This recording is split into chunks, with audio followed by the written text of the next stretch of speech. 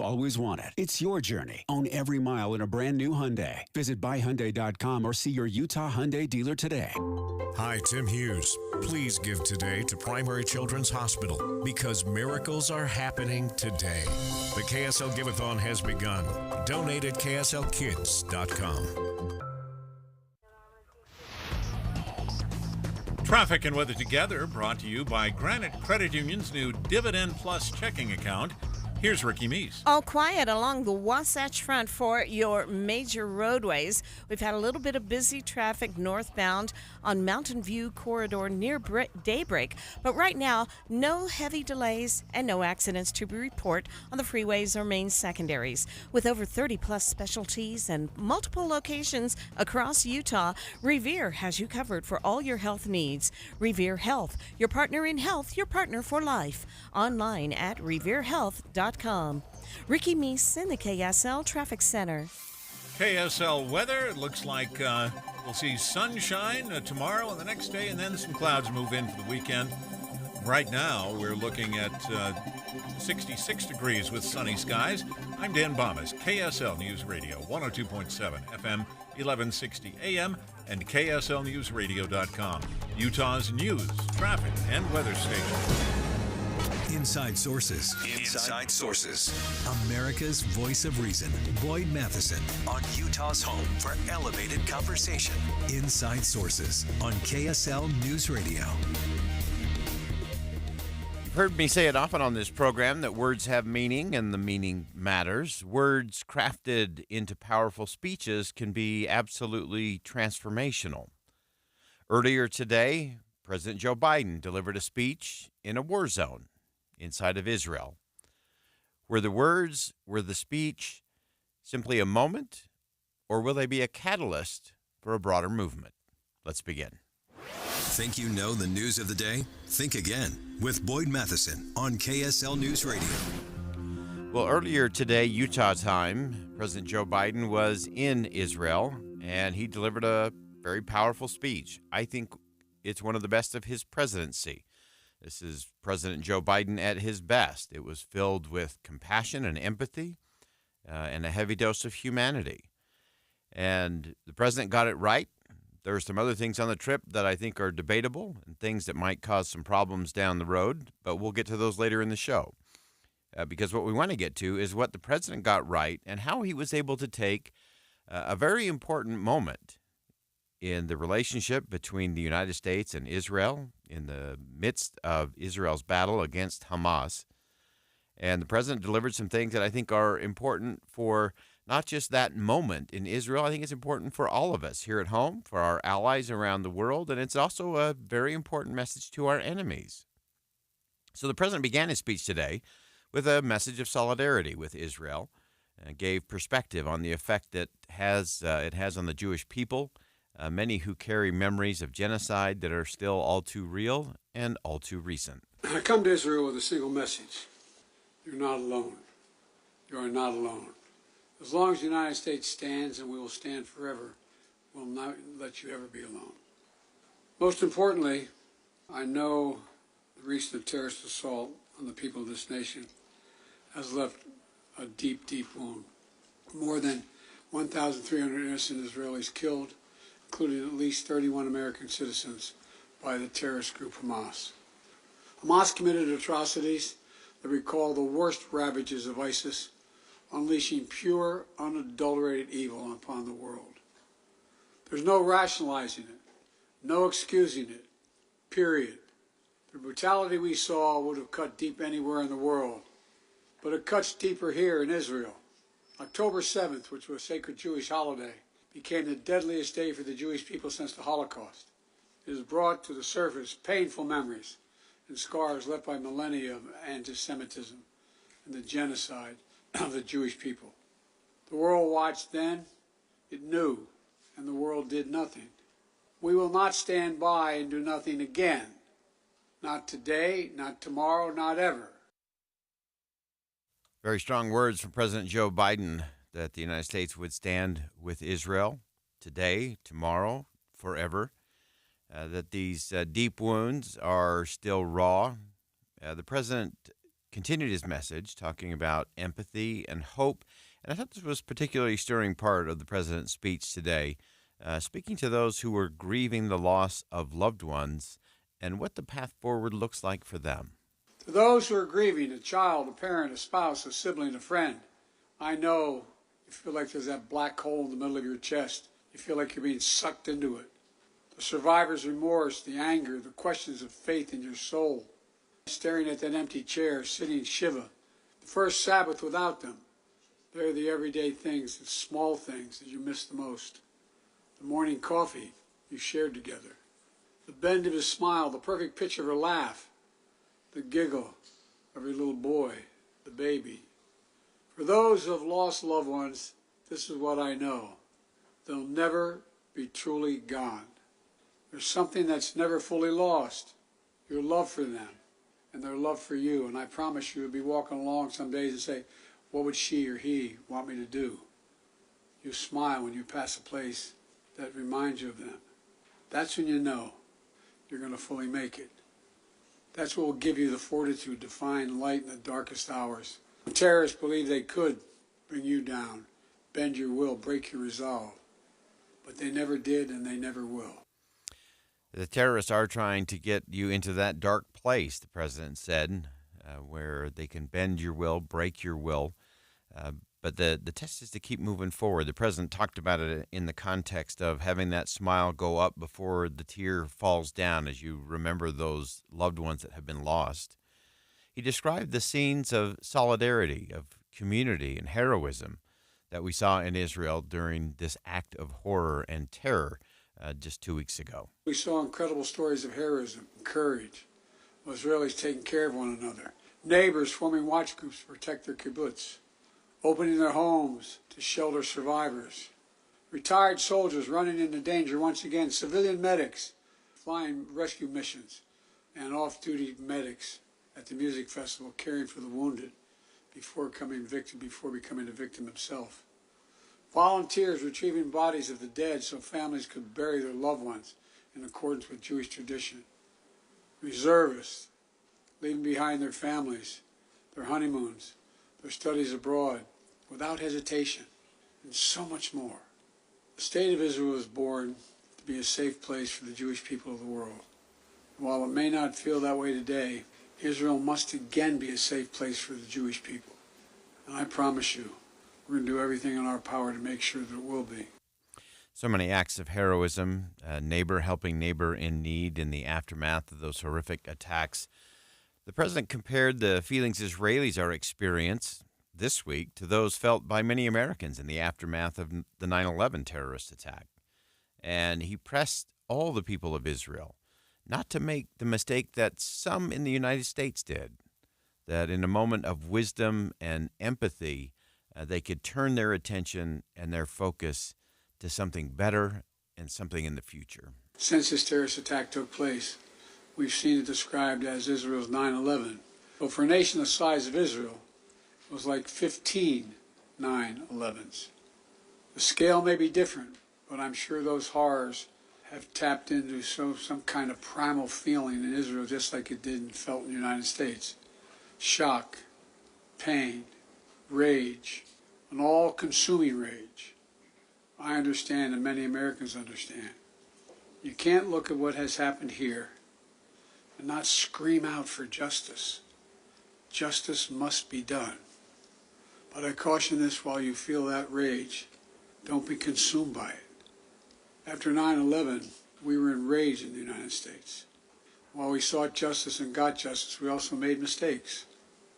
I'm the first U.S. president to visit Israel in time of war. I've made wartime decisions. I know the choices are never clear or easy for the leadership. There's always cost, but it requires being deliberate. It requires asking very hard questions. It requires clarity about the objectives and an honest assessment about whether the path you're on will achieve those objectives. The vast majority of Palestinians are not Hamas. Hamas does not represent the Palestinian people. We're going to stay with the conversation, stay with the question just a little bit longer today because I think President Biden was at his best today. And it is one of those days to set aside all the politics of it all and just listen to the humanity and the dignity of it all. I think the president laid that out very powerfully in what we've heard thus far from his speech, which he delivered earlier in Israel today. I thought it was important that he finished this section of his speech saying that, yes, justice may be done. Yes, we're going to feel rage and pain and shock and horror, but we cannot be consumed by it so that we don't make mistakes in charting a better path forward. We'll continue the conversation and more of President Joe Biden's speech from Israel today. I think it's one of the very best of his presidency. We'll continue to break that down coming up next. Think again on Inside Sources with Boyd Matheson.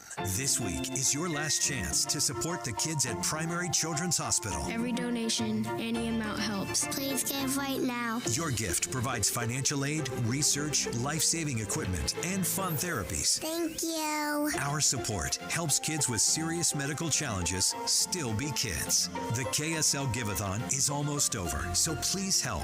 Text KSL Kids to 57500 or donate online right now at kslkids.com. Hey, Derek Overstreet here from the New Millennium Group, financial advisors in Utah. You know, I've been helping people retire in the state of Utah for the last 20 years. The way we do that is we actually find out what is important to you.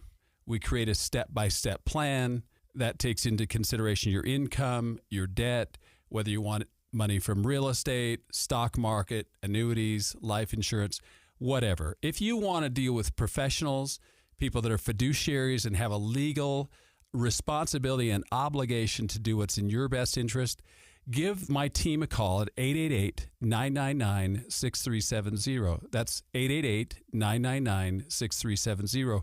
Or go to my website, utahsfinancialplanner.com. If you'd like to retire 3 to 5 years before you thought it was possible, give my team a call right now. 888-999-6370. That's 888-999-6370. If you have unfiled taxes or are in debt to the IRS, this is important news. The IRS just rolled out a new program to help struggling taxpayers more easily resolve their tax problems. It's called the Taxpayer Relief Initiative, and it opens up powerful new options for people looking to get back on the right track with the IRS. And no one knows this program like the professionals at Optima Tax Relief, America's most trusted tax resolution company. They've resolved over $1 billion in tax debt for their clients and have the expertise and experience to help you. One easy call to Optima can start the process, helping to put an end to your worries of wage garnishment, asset seizure, and other aggressive IRS actions. Make today the beginning of your fresh start with the IRS. Call the experts at Optima Tax Relief now for your free confidential consultation. Call 800-343-6460. 800-343-6460. 800-343-6460.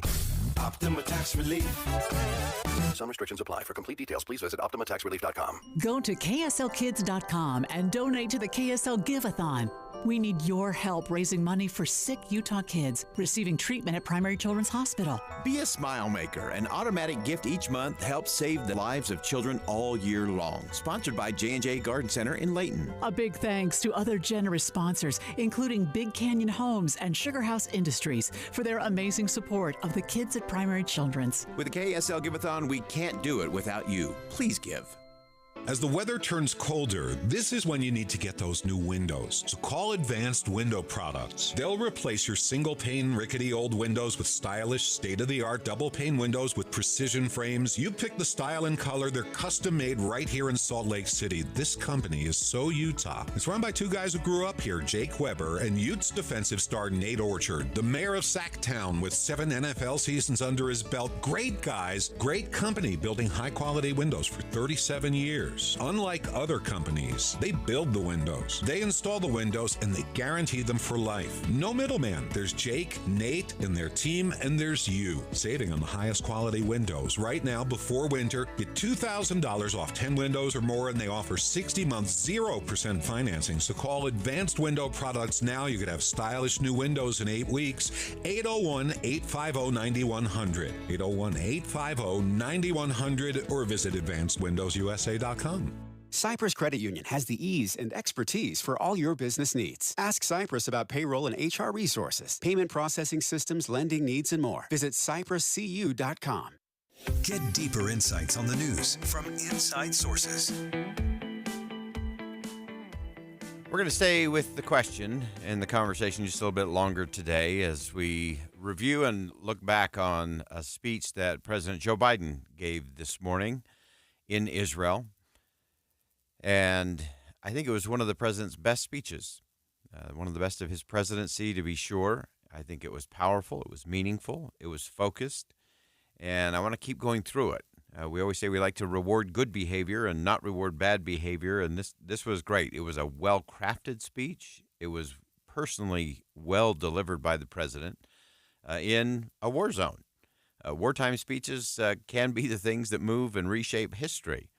And I think the president struck some notes that were very important for our allies in Israel to hear, also our allies in the region and other places around the world. And I also think it was an important message to our enemies.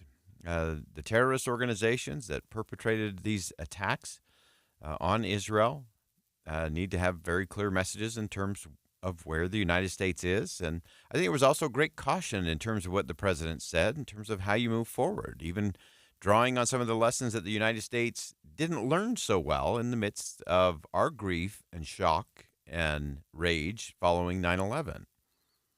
The president gave an important update in the context of this speech. It was kind of the middle of the speech. The president talked about diplomatic efforts that the United States and other partners have been engaged in. He made an important call. He called to let Red Cross members visit hostages being held by Hamas. That was important.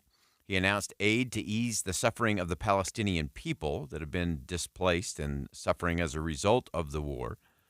He said that these principles are what sets the United States and other of our allies apart from the barbarism of Hamas. I ask Israel that the global community demand that the International Red Cross be able to visit hostages, a just demand that the United States fully supports. Today, I'm also announcing $100 million in new U.S. funding for humanitarian assistance in both Gaza and the West Bank. This money will support more than 1 million displaced and conflict-affected Palestinians, including emergency needs in Gaza. You are a Jewish state, but you're also a democracy. And like the United States, you don't live by the rules of terrorists. You live by the rule of law. And when conflicts flare, you live by the law of wars. What sets us apart from the terrorists is we believe in the fundamental dignity of every human life. Israeli, Palestinian, Arab, Jew, Muslim, Christian, everyone. You can't give up what makes you who you are. If you give that up, then the terrorists win. And we can never let them win. Never let the terrorists win. We have to maintain our fundamental belief in the fundamental dignity of every human life. Every human life. And I think those calls made by President Biden to the global community to demand that the Red Cross can visit those being held hostage, the money going to aid for those in Gaza and the West Bank, the innocents that are being hurt in the crossfire. And then this appeal to those in Israel, a Jewish state, a democracy, that we don't live by the rules of terrorists because of our belief in the dignity of every human life, the value of every human life. President Biden went on to speak of the miracle that is the nation of Israel, a living commitment to rise after being beaten down for the Jewish people. He spoke about the religious tradition of the Jews on October 7th and important lessons that we all can learn from the Torah. You know, Israel's a miracle, a triumph of faith and resolve and resilience over impossible pain and loss. Think about October 7th, the Jewish holiday, where you read about the death of Moses, a tragic story of a profound loss to an entire nation. But though Moses died, his memory, his message, his lessons have lived on for generations of the Jewish people as well as many others. Just as the memory of your loved ones will live on as well. After reading the story of Moses' death, those who observed the holiday began reading the Torah from the very beginning. The story of creation reminds us of two things. First, that when we get knocked down, we get back up again, and we begin anew. And second, when we're faced with tragedy and loss, we must go back to the beginning and remember who we are. We are all human beings, created in the image of God with dignity, humanity, and purpose. You inspire hope and light for so many around the world. That's what the terrorists seek to destroy, because they live in darkness. But not you, not Israel. I thought this was a real stirring segment of President Biden's speech in Israel as he talked about the death of Moses, the reading of the Torah on October 7th, and this idea that both when things go bad and things go wrong or in the face of incredible atrocities, that you get back up and you start by going back to the beginning. Just as after the lamenting of the death of Moses, you go back to the beginning and read the Torah from the beginning, that we're all human beings created with dignity, divine potential, and purpose. And he reminded those that were listening today, both there in Israel and around the world, as the world leaned in to listen to President Biden from a war zone today, he said it's that light that we have, that human light, that the terrorists seek to destroy because they live in the darkness. And we can't let the terrorists win. And the only way we do that is by continuing to turn toward the light and to be that light in the lives of the people around us. The president renewed the U.S. commitment to find a path to peace between Israel and the Palestinians and with other nations in the Middle East as well. Nations of conscience like the United States and Israel are not measured solely by the example or power. We're measured by the power of our example.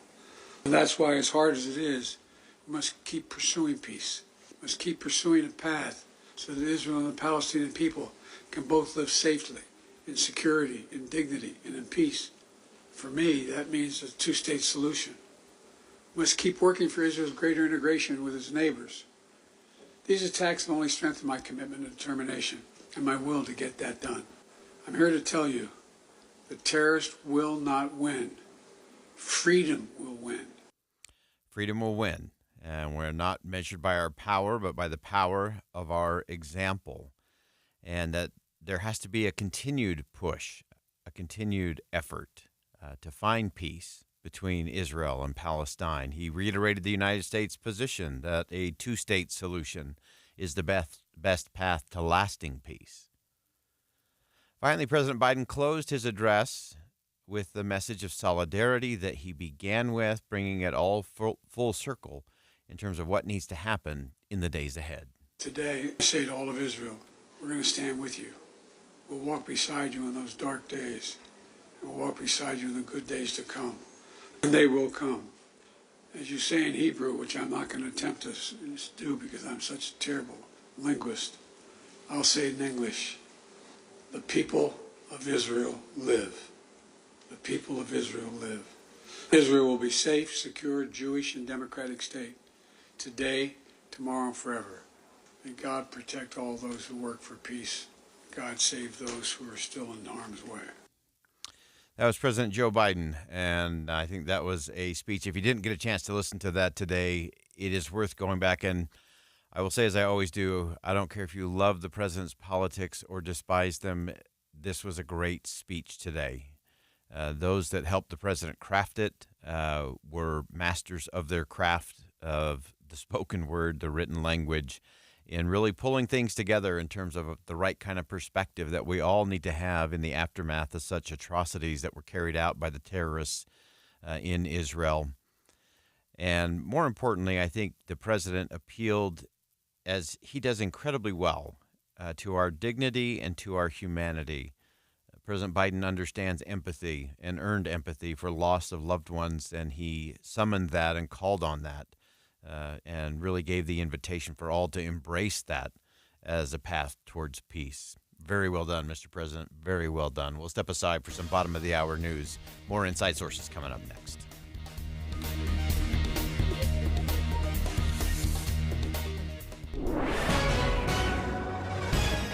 It's 1:30 at KSL News Radio. I'm Dan Bomas. KSL's top local story this hour.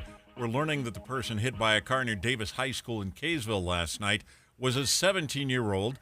KSL News Radio's Adam Small has details.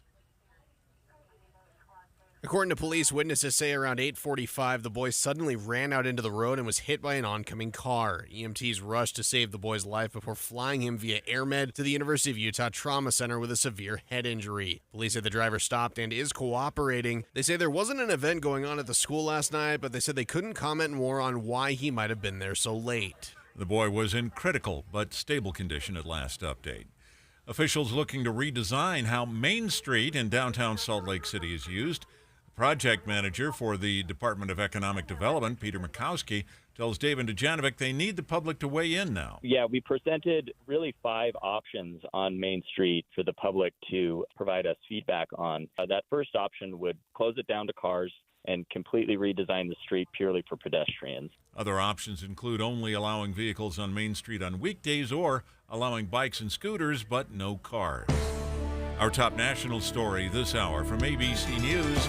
Representative Mike Lawler is telling ABC he believes the actions of the 8 Republicans who voted to oust Speaker McCarthy has been addressed by the conference as a whole, and they're unlikely now to find a candidate who can reach 217 votes. I think you have a situation where a lot of people feel unless that is addressed, we're not going to be able to get where we need to go. And Representative Jim Jordan was not able to assemble that number of votes in the second vote on his candidacy to be Speaker of the House. Your money at this moment, the Dow Jones average down 298 points on the day right now, and the NASDAQ is down about 1.5%, down 216 points right now. And our KSL weather, sunshine for the next couple of days. That's next. KSL News Time 1:32. Imagine how inconvenient your life would be without power. No lights, no refrigeration, no heating or cooling, and no electronics. But with a Generac home standby generator, you'll have the power when you need it most. Generac generators automatically provide backup after sensing a power outage, so your life goes on uninterrupted. Schedule a free quote today with Genco Generators, your premier Generac service dealer in Utah. Call 801-295-0872 or online at gencogenerators.net. At Common Spirit Holy Cross Hospitals, we're honored to carry the legacy of our namesake and to extend the legacy of care in our communities. We're part of 20 hospitals and 240 clinics across Colorado, Kansas, and Utah. Learn more at holycrossutah.org. With our roots in northern Utah, Common Spirit Holy Cross Hospitals have a legacy of caring to help every person be whole and healthy. We're part of 20 hospitals and 240 clinics across Colorado, Kansas, and Utah. Learn more at holycrossutah.org. This season, your coffee orders are getting warmer, and your outfits are getting cozier. The world keeps changing, and so does COVID-19. That's why this season's COVID-19 shots have been updated. They're one of the best ways to help protect yourself against COVID-19. You can get a COVID-19 shot at the same visit as a flu shot if you're due for both, as recommended by the CDC. Talk to your healthcare provider to learn more and schedule at vaccines.gov. And don't forget to get extra cinnamon spice. Sponsored by Pfizer and BioNTech. Winter fun starts at the Utah Snowmobile Show at Mountain America Expo. Snowmobiles, winter activity, and more at the Utah Snowmobile Show, October 20th and 21st at Mountain America Expo Center in Sandy. Hello, this is Amanda Dixon. The KSL Give-a-thon has started. My own family has been healed by the care and the love at Primary Children's Hospital. Take time today to give at kslkids.com. Traffic and weather together brought to you by Granite Credit Union's new Dividend Plus checking account. Here's Ricky Meese. No delays, but we do have an accident reported eastbound I-80 near Bangerter Highway. It's already been moved out of traffic to the shoulder. Imagine talented vocalists performing your favorite songs with the full power of the Utah Symphony. Get your tickets for the Pops Concert Series at utahsymphony.org. Ricky Meese in the KSL Traffic Center. KSL weather, look for sunshine tomorrow and Friday, and then some clouds will move in for the weekend. Right now, we're looking at 66 degrees with sunny skies at KSL News Radio, 102.7 FM, 1160 AM, and KSLNewsRadio.com. Utah's news, traffic, and weather station. Inside Sources. Inside Sources. America's voice of reason. Boyd Matheson on Utah's home for elevated conversation. Inside Sources on KSL News Radio. As we've been covering, the second round of voting for the United States Speaker of the House race was completed a little earlier today with no result, no one getting to that magic number of 217. Hakeem Jeffries, consistent, received all 212 of the Democrats' vote, but that's not enough. You have to get to 217. Jim Jordan got to 199. He was actually 2 votes short of what he accomplished yesterday in the voting. And he was able to flip 2 representatives who had been against him and then turned and voted for him today. But he lost 4 people who had voted for Jim Jordan yesterday, voted against him today. So currently we're sort of in between these rounds of voting, and this has been something that I have not quite understood from a strategy standpoint as it relates to Jim Jordan and those around him, in terms of calling the next round of votes. Yesterday, I was a little bit stunned that they only took 1 vote and then everyone went their separate ways and called it a day. I don't think that's how you win this kind of battle on the floor of the House of Representatives. Today, they took 1 vote. They've been in recess since about 11:30 Utah time this morning. And there is no specific set call of the chair other than the fact that members are on notice that they will reconvene subject to the call of the chair, meaning the Speaker Pro Tem, McHenry, will pound the gavel and call it into session and into order, and they'll do it all over again. So I do want to break down just a couple of things just so you can keep everything in perspective as it relates to what is and what isn't going on. It's easy to have a lot of conjecture in this kind of situation, but we want to get to what we actually do know and what's actually likely to happen in the hours and days ahead.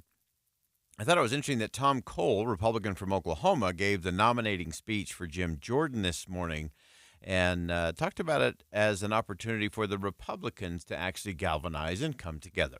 So at a moment of crisis, and we are in a moment of crisis, we should come together and act. And we know we can't do that without a Speaker of the House. Now, it's a narrow majority, but my friends and I are in the majority. And we need to produce a Speaker. We have a candidate who we know where he will stand on issues that are important. So after that second round of voting, again, no one achieving 217. A Speaker of the House was not chosen, and everyone vacated, went into recess, and we'll see when they actually decide to reconvene, if they do it all today. There'll be a lot of decisions to be made. I did think it was interesting, right after that second round of voting, the former Speaker of the House, Kevin McCarthy, stopped and spoke with CNN reporter Manu Raju about whether or not Jim Jordan should remain the nominee or if they should start looking for someone else. Here's the interaction. That means you think he should go to a 3rd ballot now? I would take the time right now to talk and listen to members. Look, you said this exact same thing to me, and we were able to put it together. But that was January. This is the middle of a session. There's so many major international issues happening, and this needs to be resolved quickly. How could he possibly turn the tide on this? I think he can. I think that same pressure people realize that you can't keep playing games. I mean, you sit back and look. You got Crazy 8 led by Gates with every single Democrat voted to shut down one branch of government. Who would ever think that was the right thing to do at any time of the year? So a very interesting interaction there between former Speaker of the House Kevin McCarthy and Manu Raju from CNN.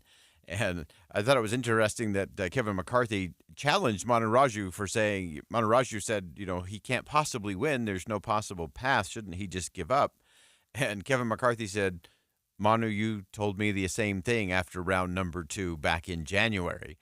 Manu then tried to kind of dance it a little bit, say, well, that was January. This is October now. We have lots of important things that have to get done. And McCarthy rightly pointed out the fact that, look, the dynamics are the same. Pressure is pressure, and I think that's why they should stay in the House, on the floor, in the chamber, have the debate, take the votes, and keep going until they get a speaker. That's the job. So get that job done. After the vote, Representative Chip Roy, Republican from Texas, spoke to reporters about the vote, that particular second round, who the holdouts are, and what that should look like moving forward. They got to explain what the motivations are here. And I think, motivations of whatever, past recriminations and issues of like looking backwards, I don't think that sells very well. I think the question here is how we go forward. And Mr. Jordan is receiving the vast majority of Republican votes. I mean, basically around the same that Kevin was getting at the low point of his numbers, 198 compared to 200, 199 compared to 200. So what do you do if those holdouts are unwilling to change? Talk to them and keep moving forward. So you do. You talk to them and you keep moving forward. You keep moving forward. The problem is nobody's really leading that, including Jim Jordan. They're just hunkering down and recalibrating. I don't think that's the right thing. You have to keep moving forward, force people to explain their votes or where they're going or why. Also interesting, some of the other dynamics that are coming into all of this. Before that second round of voting, Jim Jordan said that Republicans needed to choose a speaker or they needed to focus on some sort of resolution to extend Patrick McHenry's role as Speaker Pro Tem. Decide today we're going to have a Republican speaker, or is the body going to adopt this resolution with the Speaker Pro Tem? And I think both questions should be called. Let's get an answer. We've been at this 2 weeks. The American people deserve to have their government functioning. Let's get an answer to those two questions. So I think that's important and instructive what Jim Jordan said in that response, that there are two questions today, and that is, will they get a Speaker of the House? And if not, will they grant additional powers to Speaker Pro Tem McHenry? And Jim Jordan said we should call both of those questions, and we should get answers because the American people deserve to have their government functioning. I think that's important. Now, I want to go back to something that Chip Roy from Texas told reporters about the idea of granting additional power to Representative McHenry as the Speaker Pro Tem. Chip Roy, again from Texas, feels that could be a very slippery slope. I do not favor moving to the floor on that procedure. Never in the history of this institution, never, to the best of my knowledge, have we ever appointed a Speaker Pro Tem with the full powers of the speakership without having elected a duly elected speaker. We have not done that to the best of my knowledge. To do that would be playing games with such an important position as third in line to the presidency. We should do our job and select a speaker. The Constitution says that. So any move to do otherwise is contrary to the Constitution and would do enormous damage to not just the Republican Party, but the House of Representatives. And this is where you have to look at the institution. Again, you can agree or disagree with Chip Roy on a host of things as he represents his constituents in Texas. But I do think he's right in terms of, one, the constitutional duty. Never in our nation's history have we given the full power of the speakership. And remember, it is the third in line to the presidency. That also matters. And Congress just needs to do the job. Select a speaker.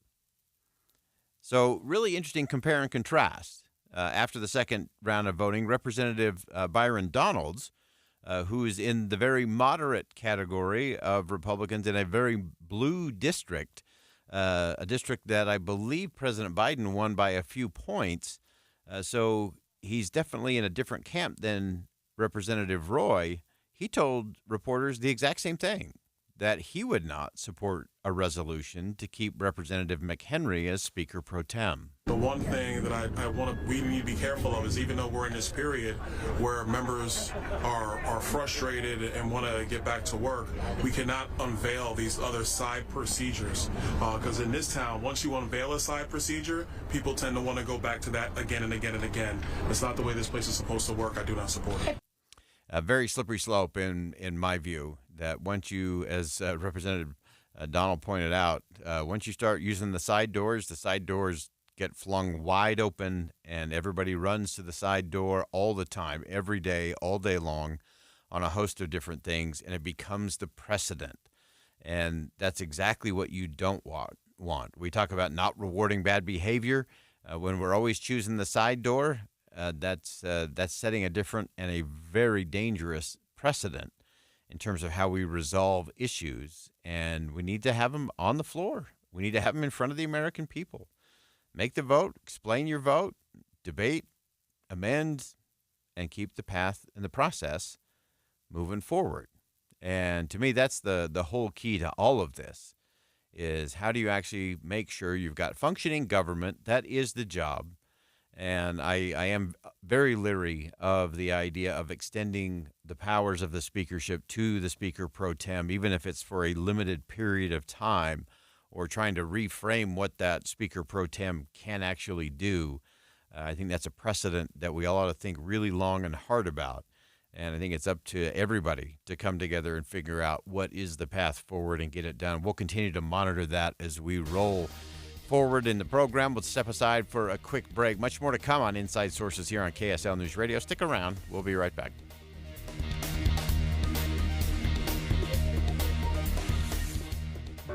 Hi everyone, it's Congressman Blake Moore here.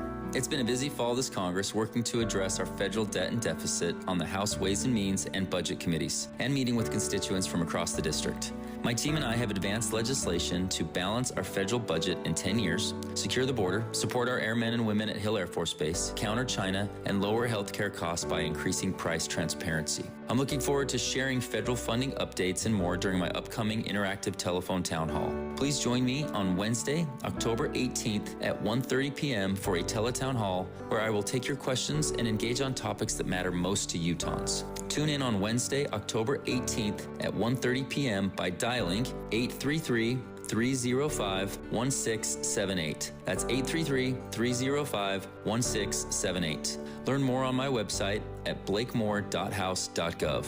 Thank you, and I look forward to talking to you soon. Paid for by official funds authorized by the House of Representatives.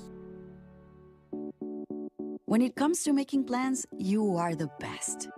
What about those round trips that you plan in advance, which are perfect on your way there and perfect on your way back?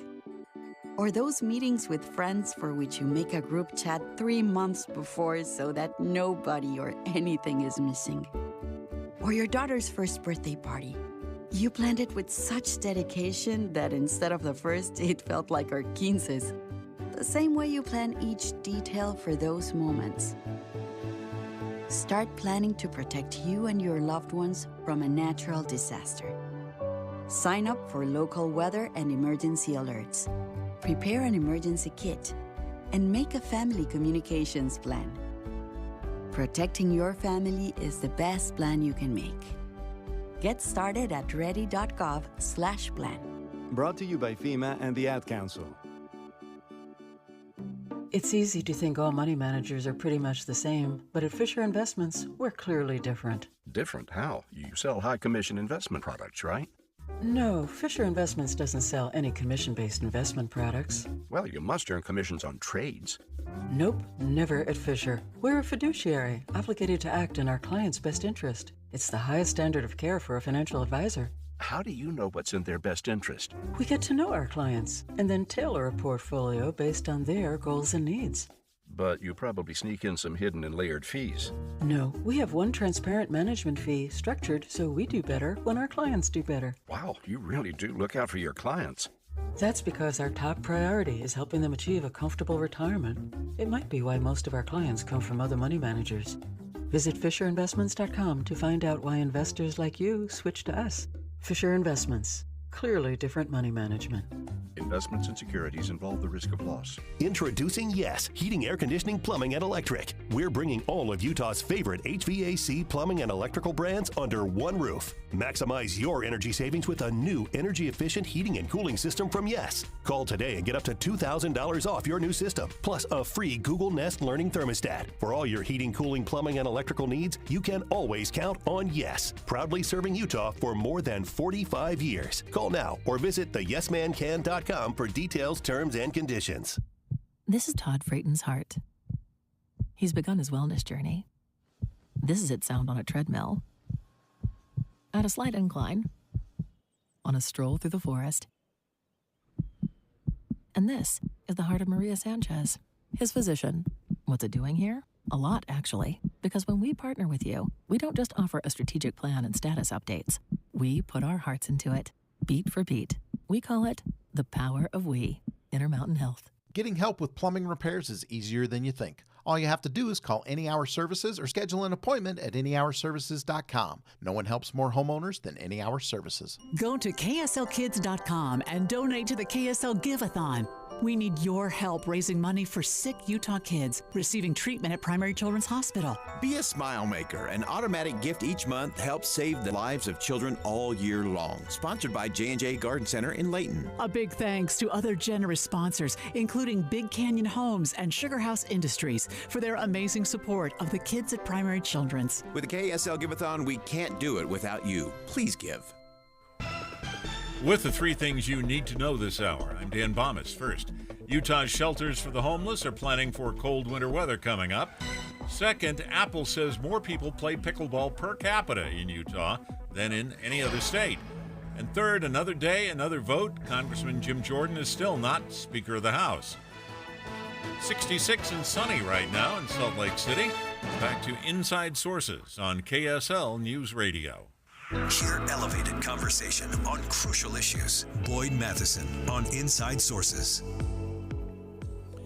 As we continue to watch the developing war and situation in Israel and the broader Middle East, it has definitely thrust foreign policy into the middle of the 2024 election cycle.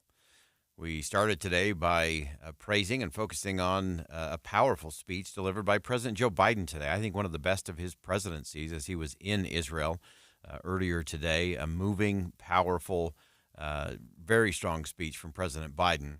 On the Republican side, as they continue to jockey to get a candidate and a nominee, one person outside of the former president has had the kind of foreign policy experience that is pretty unrivaled amongst the others that are running for the nomination. And that, of course, is Nikki Haley. So could this new focus and the new issues that are happening around the world actually be helpful to the Nikki Haley campaign as she tries to position herself as a clear clear alternative to the former President Trump? Meg Kennard, national politics reporter for the Associated Press, is back on the line with us. And Meg, welcome back to the show. Hey, Boyd. Thanks for having me. It's good to be with you. Hey, you broke this down today in terms of the Hamas attack on Israel and this ever nudging forward of foreign policy into the 2024 race. Give us your perspective. Yeah, obviously this is top of mind, not just for the candidates who want to lead the country in next year's election, but for many of us as we watch these images unfolding from the Middle East. There's so much at stake and so many horrific details. It's hard to get away from at times. But certainly this is one of the big issues now, as we've seen this campaign that's kind of focused in large part on kitchen table issues. The economy is something voters are always mentioning to me when I ask what's on their minds. But now it's in large part foreign policy, at least to a certain extent, as they watch this war playing out and know if the U.S. becomes more involved in this conflict, whoever is elected next year is going to need to lead the nation in terms of whatever U.S. response will be at that point. So that's certainly something that we're seeing candidates talking about more and more, and hearing from voters that, at least for some of them, they're interested in knowing where their candidates might stand on foreign policy issues. Yeah, it's so interesting. It's always one of those things you find, and whether someone is a Republican or a Democrat, once they win the White House, they go in with these grand designs that they're just going to focus on domestic issues and kitchen table topics, and the next thing they find is they spend most of their days dealing with everything but that as they interact with the rest of the world and all the dynamics that come into play in America's leadership role in those places. So as you've been talking to people, Meg, give us some sense. What's kind of the drill down? Are people still just kind of in that overwhelmed with just the atrocities of it all, or are they really starting to say, I want to feel more safe, or I want to know I've got somebody in that Oval Office that I can trust to deal with these kind of big-time issues? That feeling of safety, that feeling of security, clearly it means different things at different times to different people, but that is certainly something that I hear from voters a lot on, whether it's here in South Carolina where I live or on the trail in Iowa where I was recently. It's a lot of that, and sometimes that translates into when I ask them to drill down. Okay, so what does that mean to you? Sometimes that's thinking about the southern border and what they would like to hear from candidates there.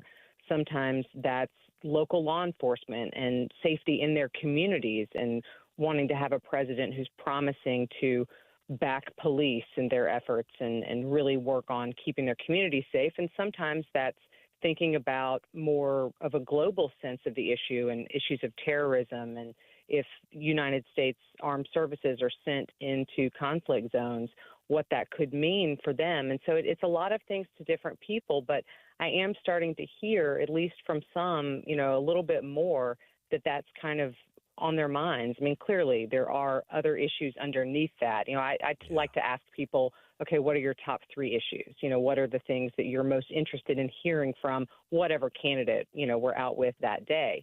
But oftentimes it is kind of some sort of amalgamation of that personal security and safety or more foreign policy, global sense. But I'm hearing more of it, that's for sure. Yeah, it's so interesting to see how that all plays out. And it's always interesting, especially in a primary where you tend to have a large number of candidates, again, whether it's on the Democratic side or the Republican.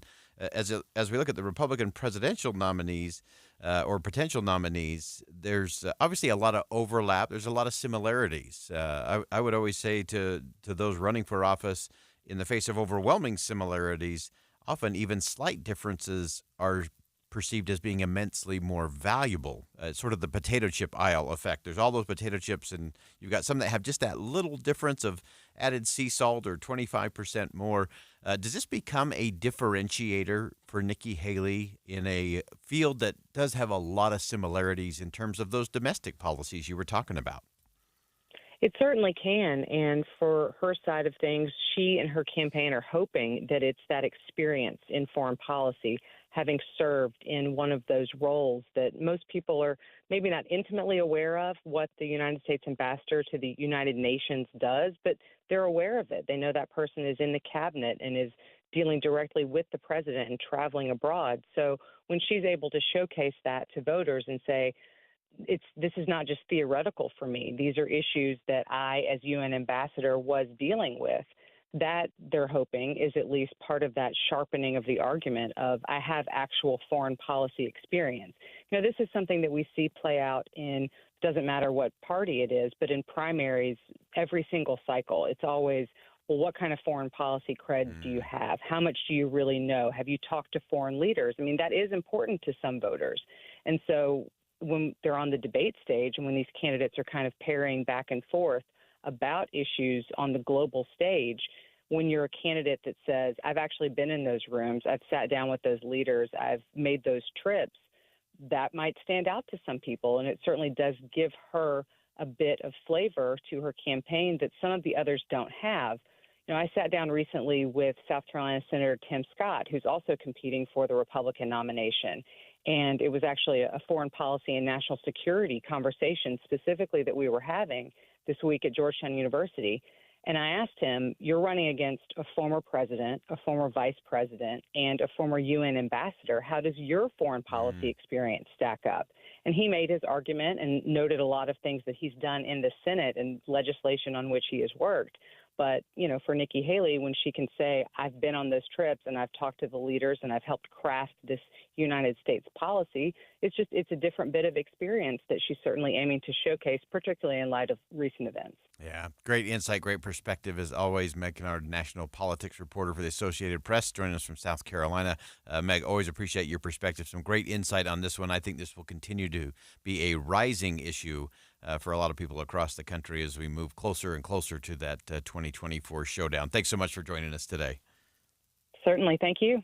All right. Again, that's Meg Kennard, the national politics reporter for the Associated Press. And I love the way she digs into it and especially how she gets to voters, not just on the top line, but she's always willing to stick around with voters and have that second level conversation, that next level of questioning to find out what's really going on, what's really on their minds. And I think that is going to play out. And clearly, foreign experience is going to play a role as we continue to move through this very difficult period, and it will make a difference in terms of who we, the people, choose to be the next president of the United States.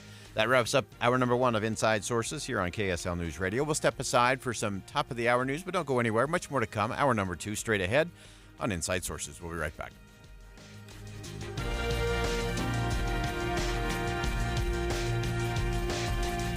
KSL FM Midvale. KSL Salt Lake City. Listen at home on any smart speaker. And in your car at 102.7 FM. This is KSL News Radio. Utah's news, traffic, and weather station.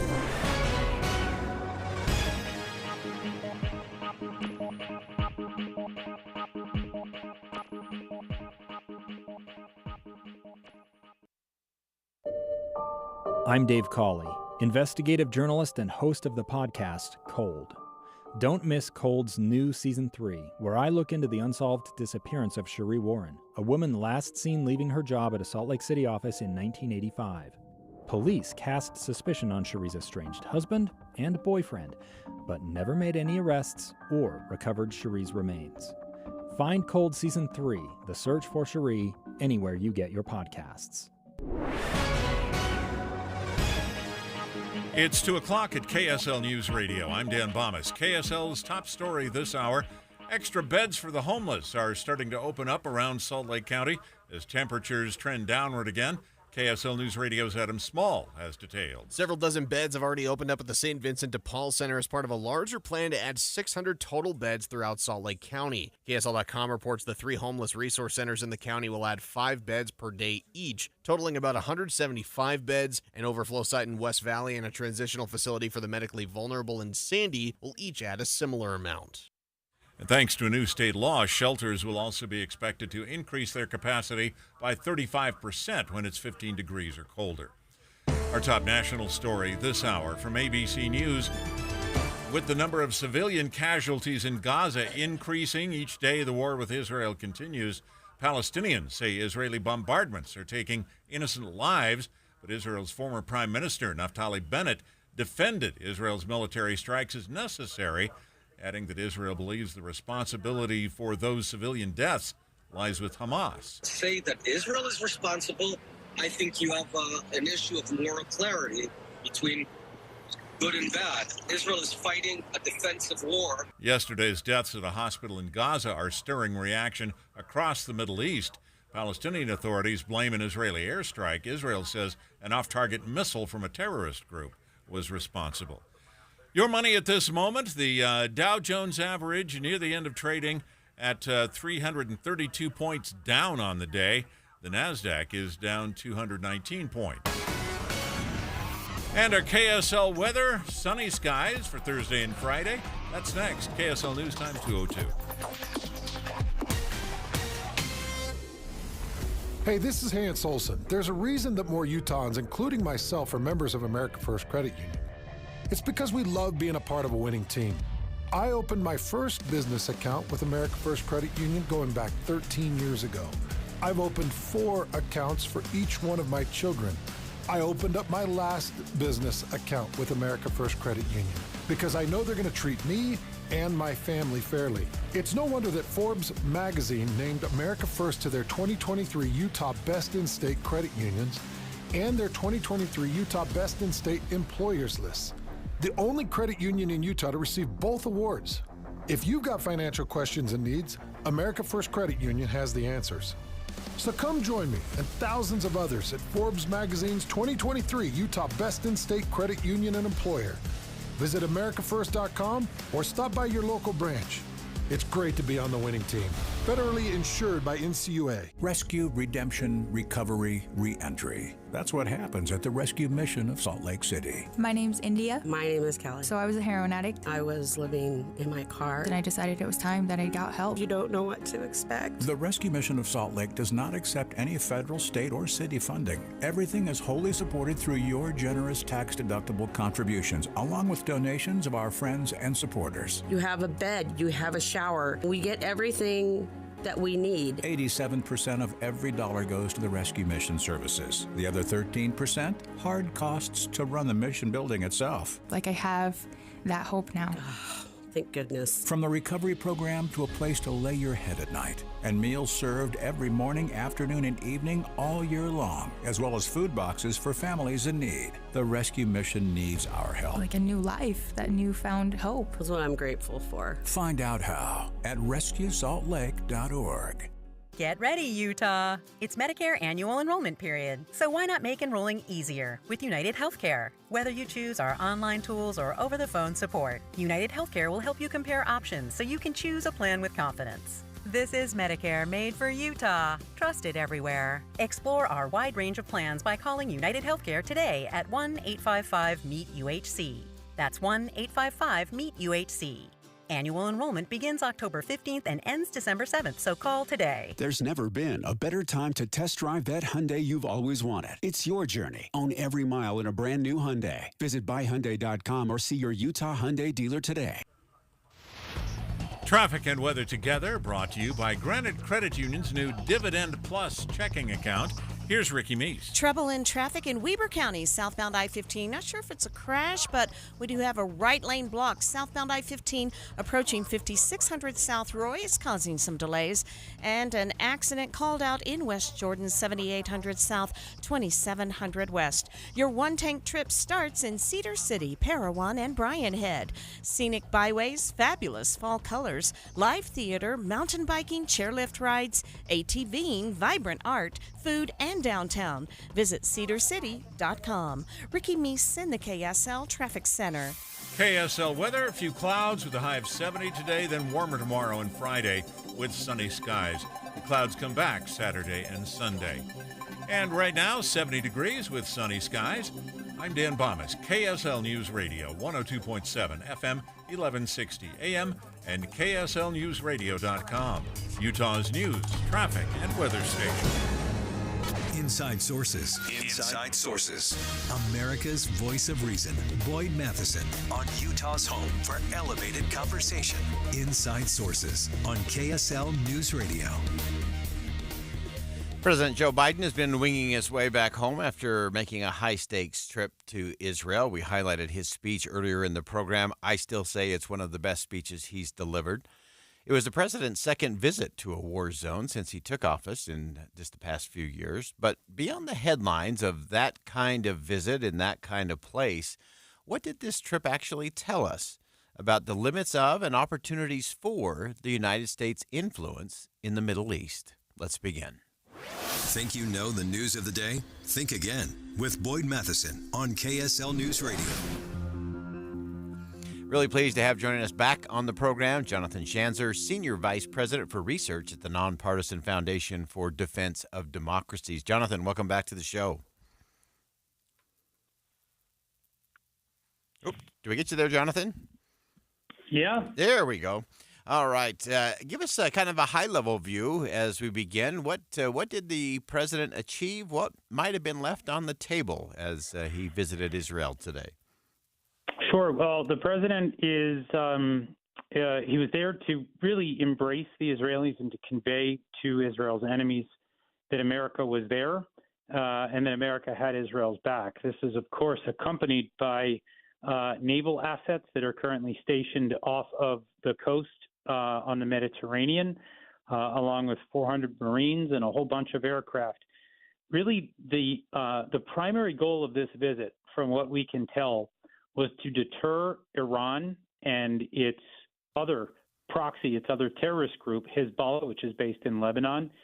He's trying to deter them from launching a regional war against Israel. And so the president, I think, has done his job. He came out there. He sat with the Israeli prime minister. He sat with their war cabinet. He essentially approved of their mission in the Gaza Strip to dismantle the Hamas terrorist organization. And really, I think the best outcome from the U.S. and from the Israeli perspective would be for Israel to be able to do this job, hopefully do it somewhat quickly, and to do it in isolation, to not have Israel being attacked in the air by Iran, from Shiite militias in Syria, from Hezbollah in Lebanon. If the president can pull that off, well, then this has been a marvelous success. But right now it is it's early days. Yeah. We will find out soon enough when Israel goes in on the ground. Yeah, I love that you started there, Jonathan, because often we think about, this was a great speech. It was a great solidarity. It was great standing with Israel. And we always talk about the message being to multiple audiences. And, of course, there were our allies in the region that need to know the U.S. is there. But equally important is what you just described, and that is the message to our enemies and to those that are enemies of Israel that this should be a deterrent, that this doesn't move forward. Now, we know that President Biden has had a tricky relationship with Benjamin Netanyahu, especially over the course of this year, where many of the actions that the Netanyahu administration has been taking have led to a lot of protests inside of Israel, really divided the country, and some of the judicial reforms that were being pushed forward. President Biden clearly has some tough conversations and questions to ask Benjamin Netanyahu and other things where they've got to really galvanize and be together. How do you think he managed and navigated that today? Well, I certainly can't tell exactly what transpired between these two men. I know that there have been some tough conversations relating to some of Netanyahu's coalition partners in particular and some of the policies that he's embraced.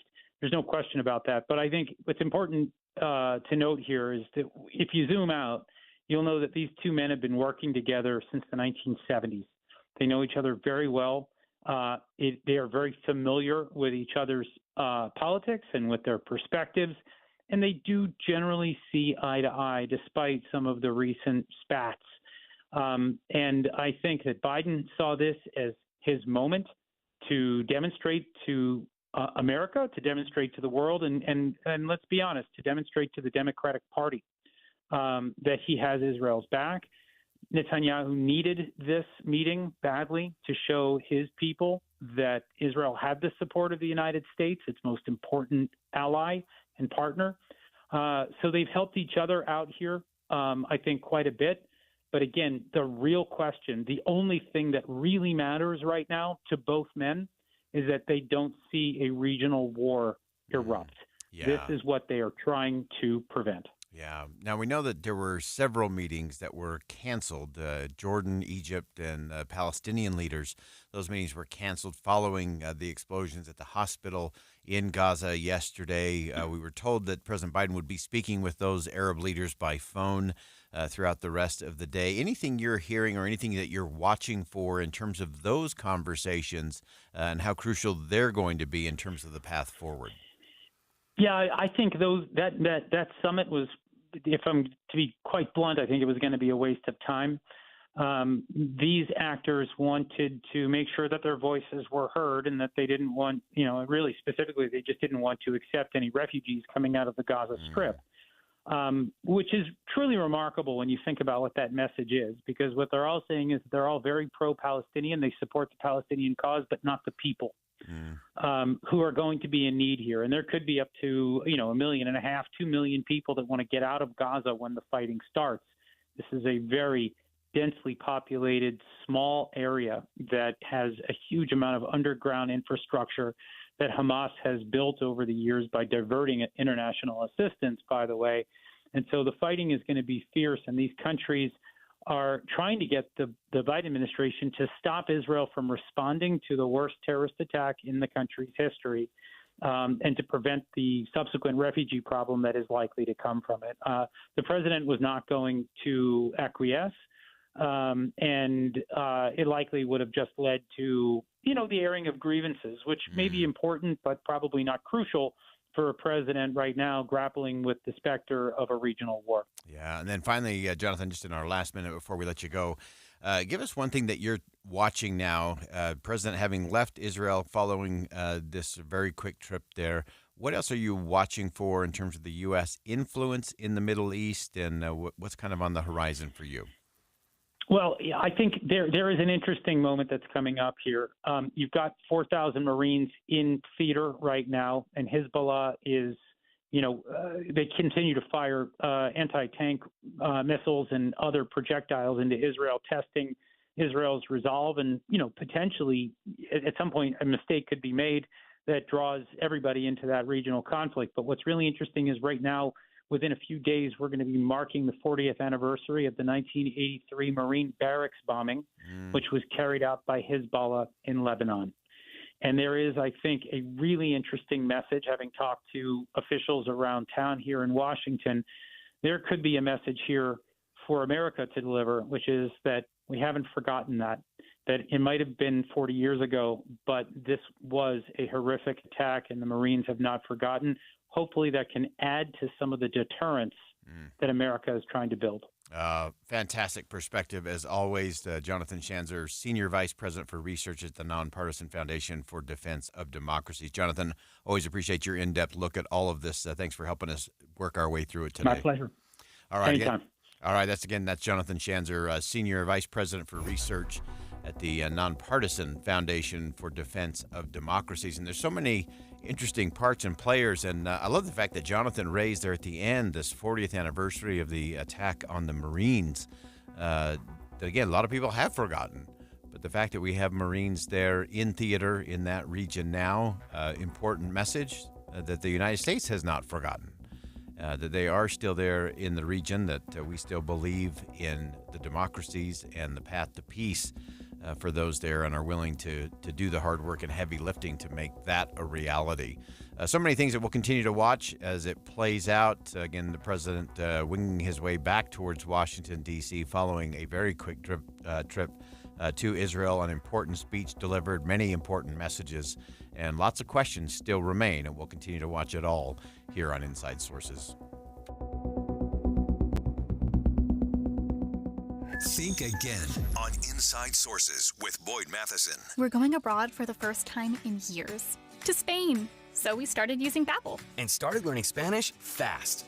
With Babbel, you can start having conversations in another language in just 3 weeks. ¿Cómo te llamas? ¿Cómo te llamas?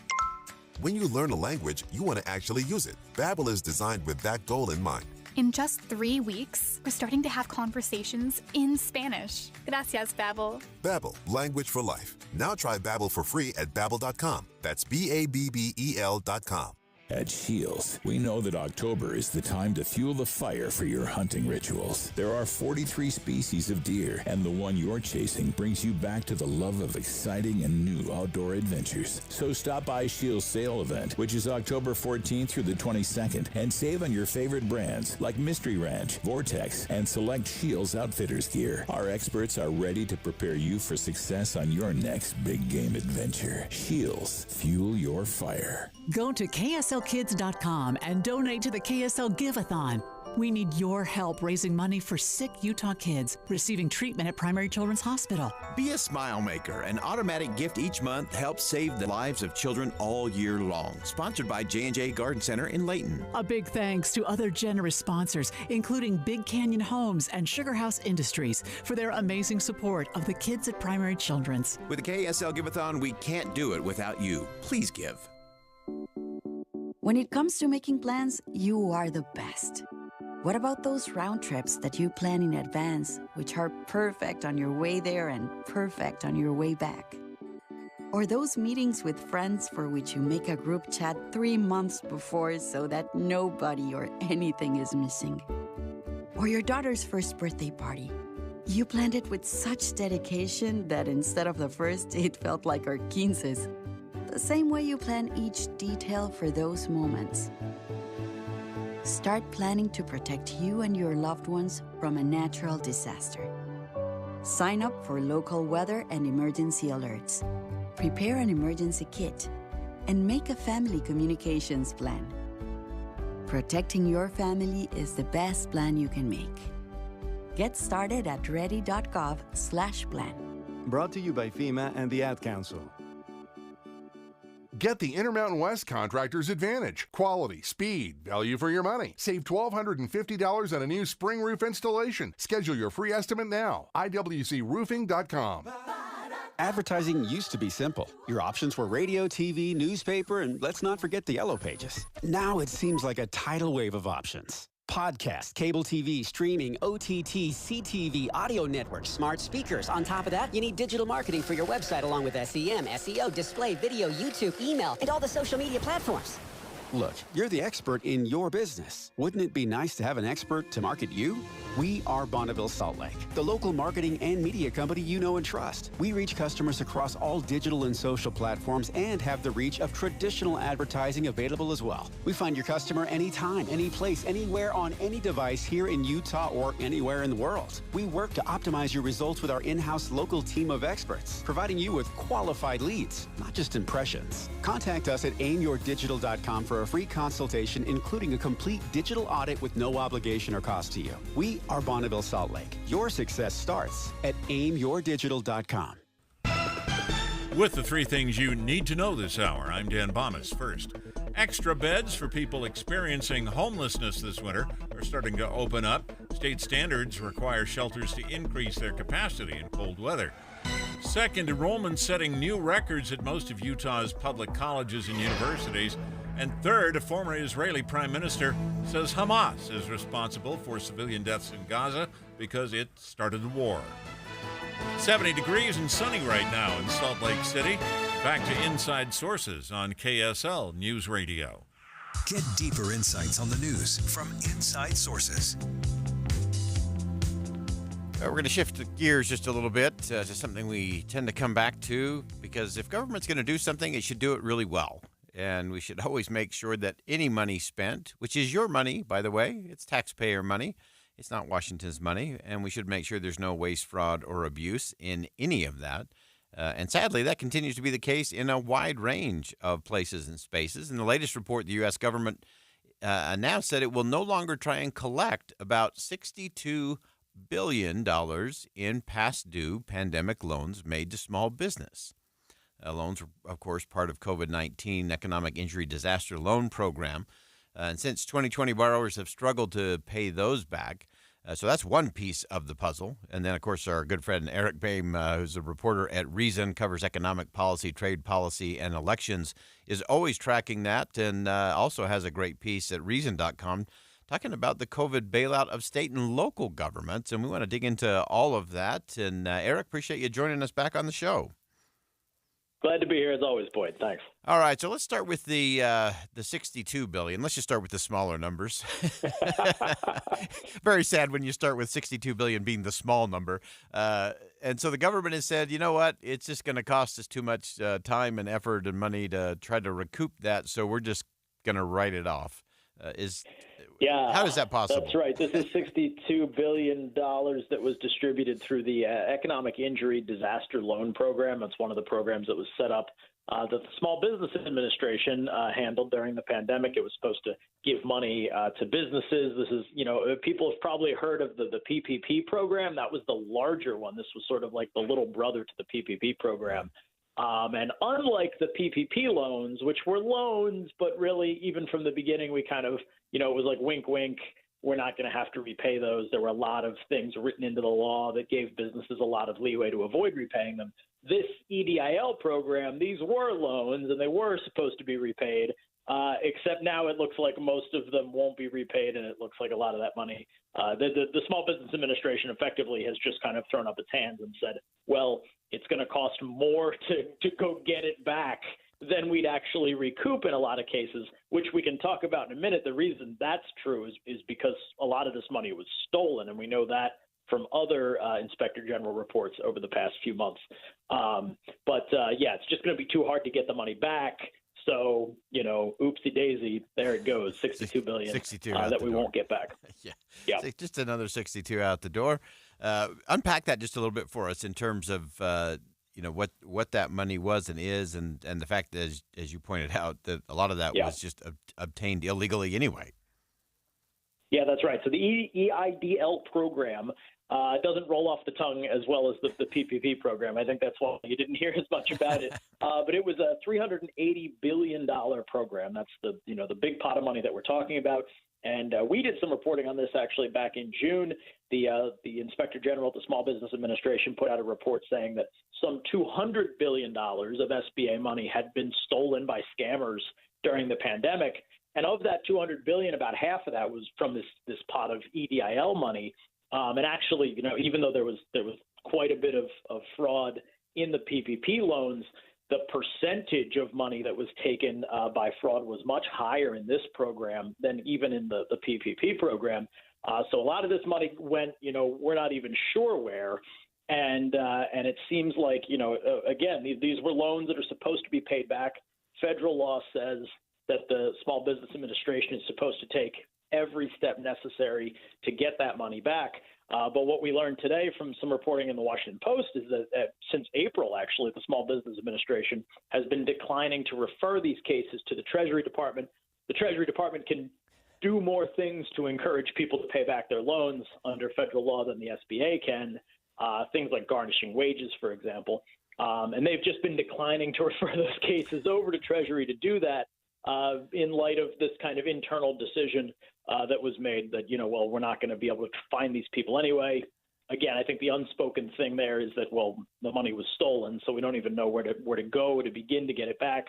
And all of this has now raised some serious red flags from the Inspector General's office. There was a report out just a few weeks ago where the Inspector General said that this kind of unofficial policy at the SBA probably violates the law that says the agency is supposed to try to get the money back, and that beyond that, it may also encourage other people, legitimate people who took out these loans, to just not pay it back, because why should I pay it back if that guy didn't have it? Yeah, if the bad guys don't have to pay it back, surely the good guys shouldn't have to pay it back either. Which is this all seems to feel like a little Keystone Cops, and a little bit. This is the opposite of double jeopardy. This is sort of the double get out of jail free card.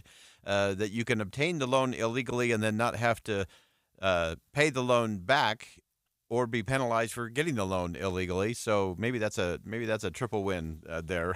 But that takes us to the next part of the equation, which is something you wrote powerfully about at Reason.com, talking about the fact that a lot of this bailout money may not even have been necessary to begin with when it comes to the state and local governments. Explain that for us. Yeah, I think this is just, wrapping these two topics together. I mean, I think the story of wasted and unnecessary spending and stolen money, all of this during the pandemic is really kind of, it's only now beginning to become the big story that I think it should have been for a while now. Like there was so much money spent so quickly during the pandemic and we didn't know where most of it was going or how it was going to be used. And I think you see that exact same dynamic play out when you look at the money that went to state and local governments. This is, not an Inspector General report. This is the Government Accountability Office. All these different agencies that try to hold government accountable have been very busy in Washington since the pandemic.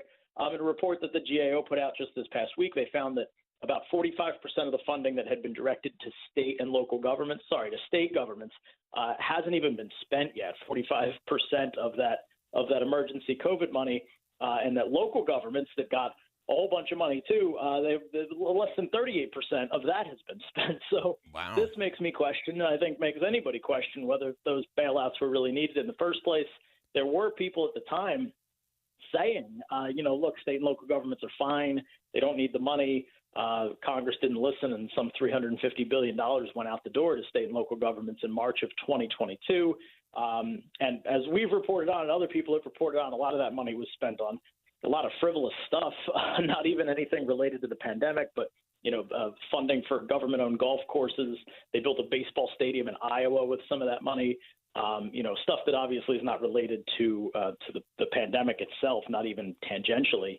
And then you look at the fact that even with all that frivolous spending, half the money still hasn't been used. It's still just sitting out there.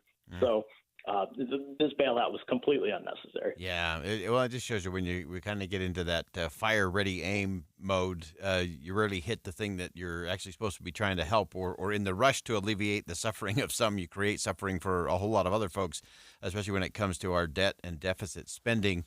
And so as we march it forward, give me one other thing that you're kind of keeping your eye on as it relates to all of this. There are so many lessons that we didn't learn or that we're still trying to learn during the course of the pandemic in terms of how we throw money at problems as opposed to taking a more restraint, measured, let's make sure we get this right and that we're getting the right result out of this. How do we march that whole thing forward?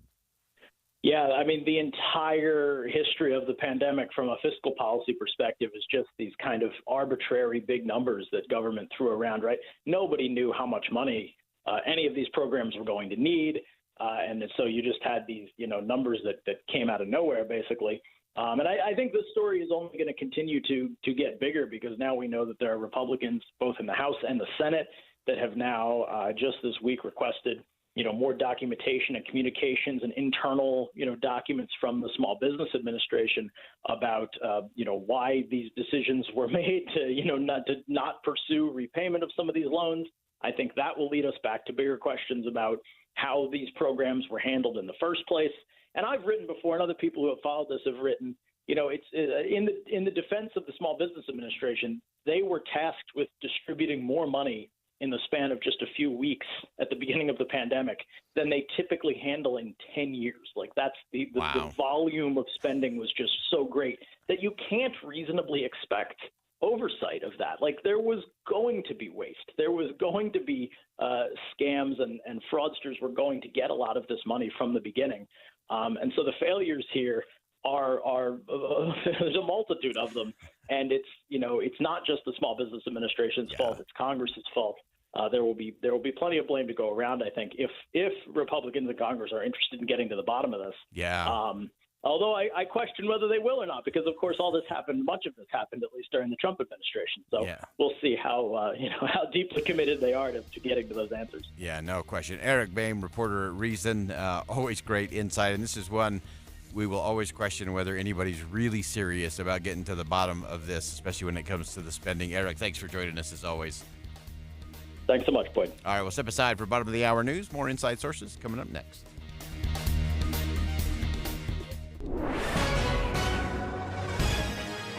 It's 2:30 at KSL News Radio. I'm Dan Bomas. KSL's top local story this hour. The new pedestrian bridge over the railroad tracks at 300 North in Salt Lake City opened this morning. Transportation Director John Larson says it'll allow people walking through the neighborhood to avoid hazards and delays. Sometimes the trains come and go within a few minutes, but sometimes this crossing is blocked for 20, 30, 45 minutes, even longer. The bridge is expected to be a big benefit for students walking to school at West High. Governor Spencer Cox signed 2 executive orders to promote service and volunteering in Utah yesterday. KSL News Radio's Claire Scott has more. The executive orders provide service opportunities and incentives to state employees and Utah businesses. The first encourages state agencies to organize a department-wide service project, giving their employees 2 hours of administrative leave to participate. The second requires businesses that apply for economic development support from the state to provide 20 service hours for every high-paying job each year they receive support. Cox says prioritizing service in Utah improves mental health and builds community. Our top national story this hour from ABC News.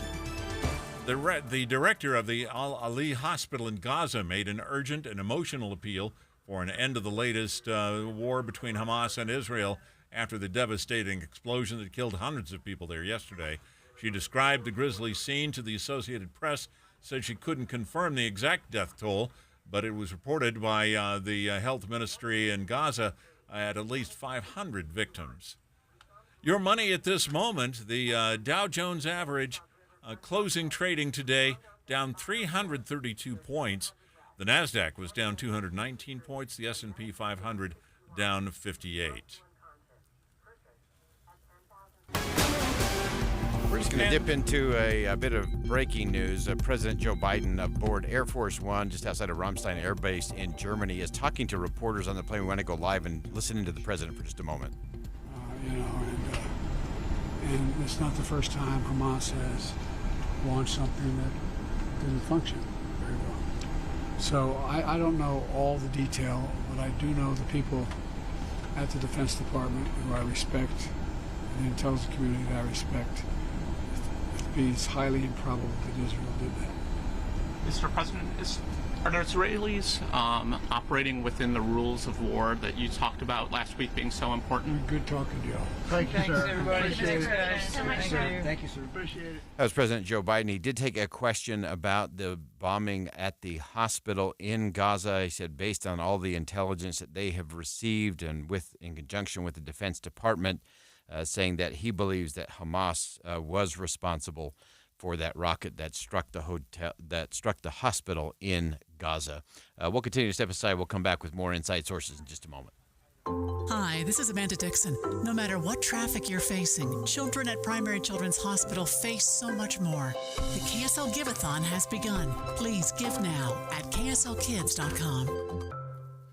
You ready to go for the gold?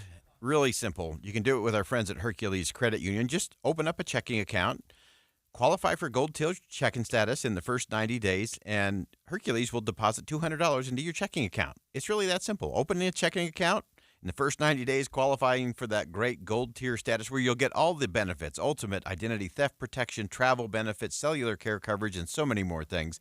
You do that all in the first 90 days, enjoy all those benefits, and Hercules will put an extra $200 into your account. That's the way things work at Hercules Credit Union. They've been doing high-quality financial services for the community for the community since 1946. As always, you can find their locations just about anywhere, Taylorsville, Harriman, Riverton, or Salt Lake City. And as always, with our friends at Hercules, you can find them online at HerculesCU.com. That's HerculesCU.com. Is shopping for medical supplies online leaving you feeling intimidated and overwhelmed? Hi, I'm Jay Broadbent with Alpine Home Medical. I want to share a real customer story with you. The moment I walked into Alpine, I felt cared for. They pulled me into a private room, and the Alpine professional happily set up my CPAP machine, explaining everything I needed to know. The service didn't stop there. After I went home, Alpine called me a week later just to check on me. These guys really are the experts. Before Alpine, I was so stressed trying to navigate what I needed online by myself, but all the stress went away when I went to their store. They really do deserve 5 stars. We know when you walk through our doors, you deserve to be cared for. Stop by any of our 11 locations and discover the Alpine Home Medical difference. When you need assistance, we're here for you. Alpine Home Medical, we bring wellness home. AlpineHomeMedical.com.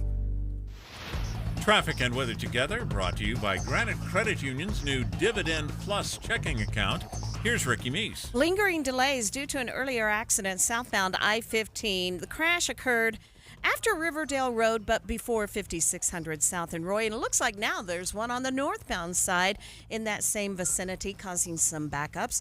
Also, an accident in Utah County, southbound I-15. It's going to be prior to Center Street in Provo. Everybody out of traffic on the shoulder. Winter Fun starts at the Utah Snowmobile Show at Mountain America Expo Center in Sandy. Snowmobiles, winter activity, and more at the Utah Snowmobile Show October 20th and 21st at Mountain America Expo Center in Sandy. Ricky Meese in the KSL Traffic Center. KSL weather, we'll see a few clouds, a high around 70 today, and warmer tomorrow and Friday with sunny skies. The clouds come back Saturday and Sunday. And right now, sunny and 70 degrees. I'm Dan Bomas, KSL News Radio 102.7 FM, 1160 AM, and KSLNewsRadio.com, Utah's news, traffic, and weather station. Inside Sources. Inside Sources. America's voice of reason. Boyd Matheson on Utah's home for elevated conversation. Inside Sources on KSL News Radio.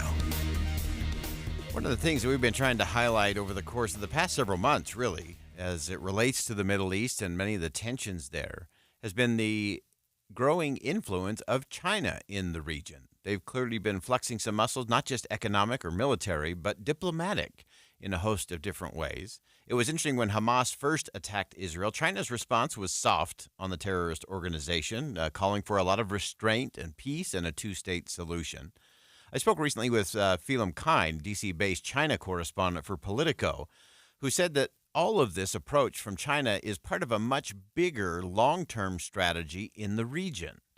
So here's what he had to say when I asked him how China is playing the long game by giving a soft messaging response in the midst of this horror and this conflict.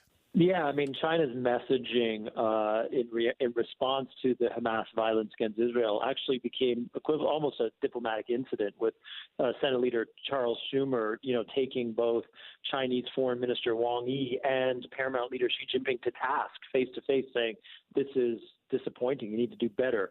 And they have tightened or expanded their messaging to a certain extent and expressed more concern about innocent victims of the violence. But, digging down a little bit, this type of messaging shows how China is trying to walk this tightrope between conveying its interest and its concern about violence in the Middle East and beyond, but also trying to position itself as a U.S. alternate peacemaker and even a country that can offer a different type of global governance structure to that of the current U.S.-dominated system. So we kind of see hints at how the government of China, how Paramount Leader Xi Jinping is seeking to sort of pitch China as an alternate player that can resolve these types of conflicts and potentially prevent them. Yeah, I think that's so fascinating. And you've been covering this and in the weeds on this in terms of how this has been playing out. And we've talked about how China has flexed its military muscle and its economic muscle. And this idea of China really being on not just a charm offensive, but really flexing the diplomatic muscle, as you described it, as an alternative to kind of a U.S.-centric approach to a lot of these relationships. Give us some examples in terms of how we're seeing that in this region in particular. Well, earlier this year, we saw how the Chinese government was able to mediate essentially a hostility reduction agreement between longtime enemies Saudi Arabia and Iran, which is a real diplomatic coup. And they turned on that, and then China was very quickly offering to mediate some type of peace resolution between Israel and the Palestinians, which of course is this holy grail of global democracy, global diplomacy, which has eluded multiple U.S. administrations over the years. So they felt that they were on a roll, and I think to a certain extent, what's happened in their response to what's happened in Israel vis-a-vis Gaza and Hamas really kind of shows the limitations of that approach so far.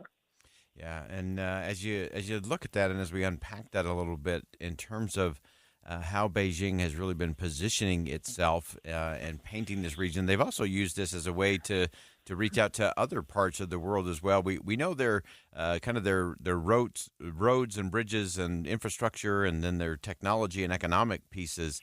But where else are they flexing this same kind of influence, or attempting to anyway, around the world?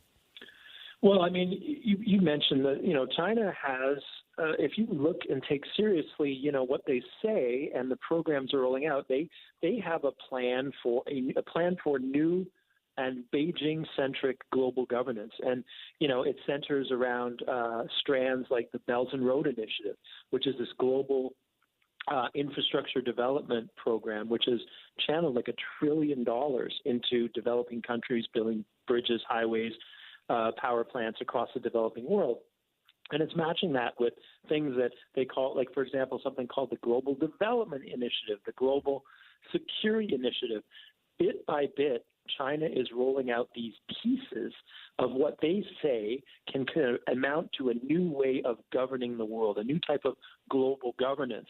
And it gives them influence in places like the United Nations, and it appeals to a whole swath of what we can call the global south, the developing world, Latin America, Africa, and the Middle East, where there is a certain amount of antipathy or at least frustration with the way the current international system, which they associate with U.S. dominance, has played out diplomatically, economically, and security-wise. Yeah, that is such an important thing to make sure everyone keeps on the radar, because that can just lead to so many different components. There is some element of risk for China in this. You pointed this out in your piece, Phelim, that alienating Israel, there is some risk for China in all of that as well.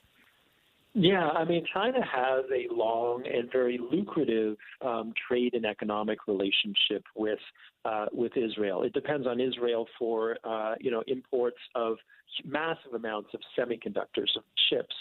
But it looks at what Beijing is calculating is that they can afford a short to medium term hit in terms of its commercial relations with Israel, in exchange for demonstrating to this wider audience of the developing world that it has the concerns of the Palestinians first, that it is willing to make statements or to not make statements that demonstrate or communicate to the Palestinians and to their supporters around the world that they're on their side and that they can offer a potential alternative. So short-term pain, longer-term gain. This is a long game play that we're seeing here. Yeah, and just give us one more thing to look at in that long game. It does seem sometimes like China's playing three-dimensional chess, and we're kind of hitting the issue of the day and chasing the headline of the moment. But what's something else on that radar that we ought to be watching for as it relates to China's long game strategy?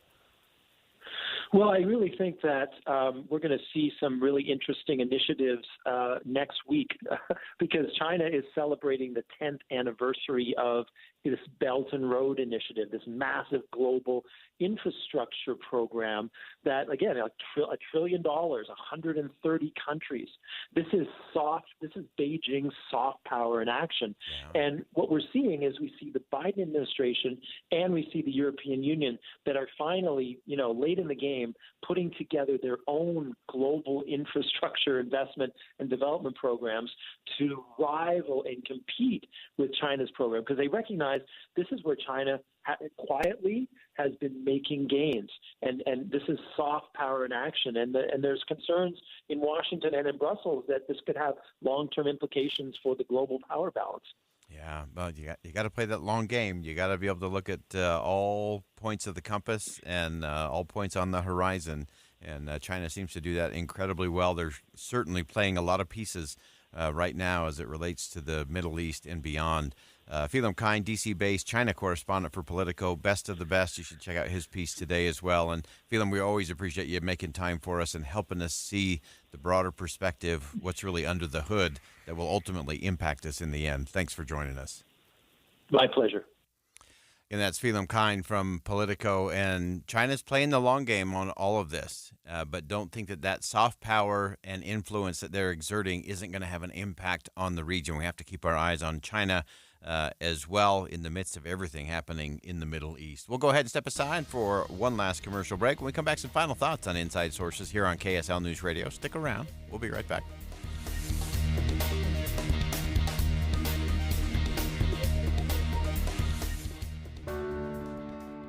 Hi, everyone. It's Congressman Blake Moore here. My staff is looking forward to hosting mobile office hours on October 19th and 24th. They will be in Brigham City and Clinton City and available to address casework, resolve issues with federal agencies, and hear how we can best serve you. Come bring your questions, thoughts, or any concerns straight to Team Moore. We're here to help. On Thursday, October 19th, my staff will be at Brigham City Hall from 4 to 6 p.m. On Tuesday, October 24th, they will be at Clinton City Hall from 4:30 to 6:30 p.m. Please visit my website at blakemore.house.gov for more time and location details. My team looks forward to seeing you. Be sure to go to my website to sign up for our weekly e-newsletter and follow us on Facebook, X, and Instagram at Rep Blake Moore for more updates and announcements. Thank you. Paid for by official funds authorized by the House of Representatives. Hey guys, are you over 30? Let's talk about testosterone and performance.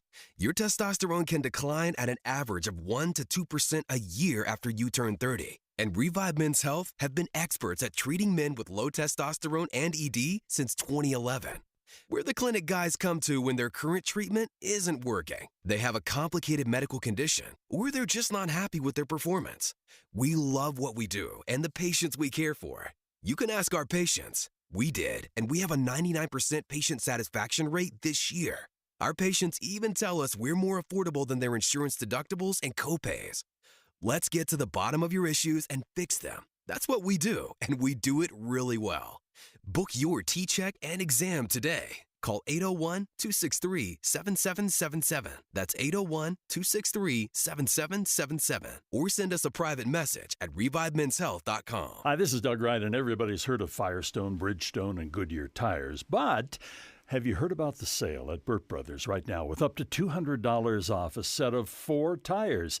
Even the winter-loving Bridgestone Blizzak tires up to $130 off right now until December 16th. So don't miss these huge savings. And if you're in the market for tires, perfect time to buy. And remember, the Burt Bundle is everything. This makes all the difference. All kinds of things for free, like rotations, balancing, rebalancing, alignment checks, flat repairs, and it goes on and on. The people at Burt Brothers, they can take care of the entire vehicle. They do more than just tires. We're talking brakes, batteries, oil changes, heat and AC, shocks, struts, basically anything that your automobile needs. There's a great Burt Brothers location near you. You're going to love the difference, the great care you get at Burt Brothers. Getting help with electrical repairs is easier than you think. All you have to do is call Any Hour Services or schedule an appointment at anyhourservices.com. No one helps more homeowners than Any Hour Services. At Social Security, we are always thinking of ways to save you time and make things easier. That's why we created My Social Security. Opening a My Social Security account gives you secure access to your personal record and interactive tools tailored for you. You can see if you are eligible to receive benefits, view spousal benefit estimates, and compare retirement benefit estimates at different ages or dates when you want to start receiving benefits. Already receiving benefits? Use your account to change your address, set up or change direct deposit, get a proof of income letter, and more. In most states, you can also request a replacement Social Security card. Save time. Go online. Open a My Social Security account at ssa.gov/myaccount. Social Security, securing today and tomorrow. Produced at U.S. taxpayer expense. With the three things you need to know this hour, I'm Dan Bomas. First, a new pedestrian bridge near West High will help students cross the tracks to get to school. Second, Governor Cox is encouraging state employees and businesses to get involved in service. He signed 2 executive orders yesterday. And third, the director of the hospital that was hit by an explosion in Gaza is calling for peace, describing a dire scene there. Right now, we're at 70 degrees with sunshine in Salt Lake City. And back to Inside Sources on KSL News Radio. Hear elevated conversation on crucial issues. Boyd Matheson on Inside Sources. Welcome back to Inside Sources here on KSL News Radio. Great to be with you today, as always. And as we roll towards the end of the program today, so many things happening, so many things moving at such a rapid speed and pace. Changes everywhere. Uncertainty is everywhere. And it's just a moment where we want to remind everyone to just slow down. Instant certainty is the enemy of truth. Instant certainty undermines trust. I have to tell you, I don't track a lot of things when it comes to X, formerly known as Twitter. But I think I received one of the highest compliments I've received from a guest on our show. And you may recall that yesterday we had Laura Kelly join us from The Hill, and we were talking about what was happening inside of Israel.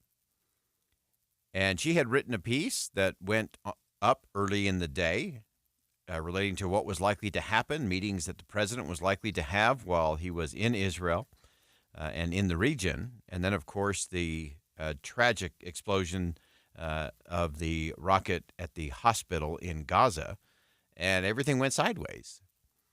And so in my conversation with Laura, we just paused for a moment to just say, this is part fog of war, part constantly changing situation on the ground.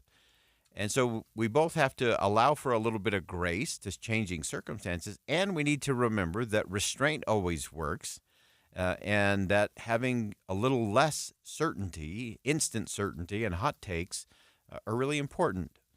And so on X, formerly known as Twitter, Laura Kelly said, I really appreciated being on Inside Sources and having the space to take a breath and talk about the stakes in the Middle East in an extremely fast-changing moment. And that was a great compliment. I took that as a great compliment that she came on the show. She was obviously racing and chasing throughout the day, had posted a really important and great piece, as she always does in her reporting. That's why we have her on this show.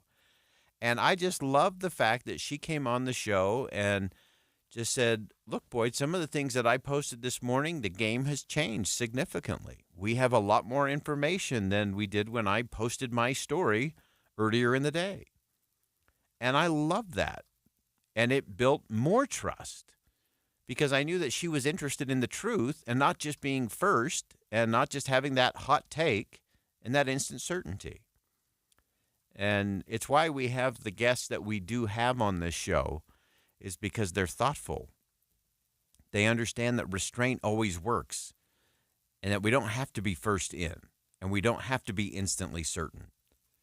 And so I really appreciated Laura Kelly pointing that out and reminding all of us that, especially in the fog of war, with what's happening in Israel and Gaza right now, and in a host of other places around the world, and even things that we are following on the floor of the House of Representatives, instant certainty is still the enemy of truth. And instant certainty undermines trust. And we have to break the habit of this, I always call it hurry sickness. We are in such a hurry to be certain about whatever's going on that it often prevents us from getting to the truth. I've told the story before years ago, back in the days of the Concorde. A Concorde landed in New York. There was a small malfunction on board of the electronic equipment, and it prevented the crew from opening the cabin door for about 15 minutes. 15 minutes, 1-5. After 3 or 4 minutes, the passengers began grumbling and complaining. After about 8 minutes, the passengers started to demand some kind of perk or discount for the inconvenience. And by 15 minutes, they were on the verge of an onboard riot. And so think about that in context for a minute.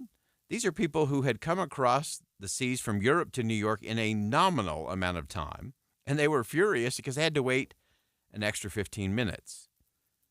This tells us a lot about where we are as a society. It tells us a lot about ourselves, to be honest. I see it all the time. It amazes me how hardworking flight attendants always have to remind people to stay in their seat until the plane comes to a complete stop. Everyone's rushing so they can get their suitcase from the overhead bin, and of course, once they do, they just have to stand in the aisle and wait anyway. I see people rushing in their cars through traffic, running red lights, and maybe picking up an extra minute or so on the commute. Far worse is how people rush through conversations, especially with family members or coworkers, because they have somewhere else to go or somewhere else to be. We rush through tasks, we rush through projects just so we can check it off the list and go on to the next one. And we race and we chase and we race and we chase, and we often miss the meaning, we miss the important moments, and we really get in trouble because it prevents us from getting to the truth. Now, Dr. Larry Dossey, in his book Space, Time, and Medicine, called this constant rushing about hurry sickness. And he talked about the fact that so many of us have become like Pavlov's dog. And you remember, you ring the bell and the dog salivates once the meat's delivered, and over time they just hear the bell and they salivate. Well, a lot of us are like Pavlov's dog. We see a task or a meeting or a priority, a bell or a tweet or a whistle or something goes off on our phones or our devices, and we start to salivate and we start to hurry. And we've actually learned to hurry inappropriately, especially when it comes to digesting news and information. Our sense of urgency is not set off by some kind of real need to act quickly, like a fight or flight syndrome, but through learned cues. Our bells have become the watch, the alarm, the morning coffee, hundreds of self-inflicted expectations and buzzes that happen on our digital devices all day long. And I think we have to remind ourselves that the thing that makes us as humans different from all the other animals is that we actually have this space where we can choose our response to stimulus. And we can actually learn to step back. We can learn to ponder. We can learn to evaluate. We can learn to suspend judgment. We don't have to rush into things just because they're there. And I think we'd all reduce the stress, and we'd actually probably increase our productivity if we could just cure ourselves a little bit from hurry sickness. Just learn to slow down. And as we overcome that hurry sickness, we can eliminate all kinds of bad habits and really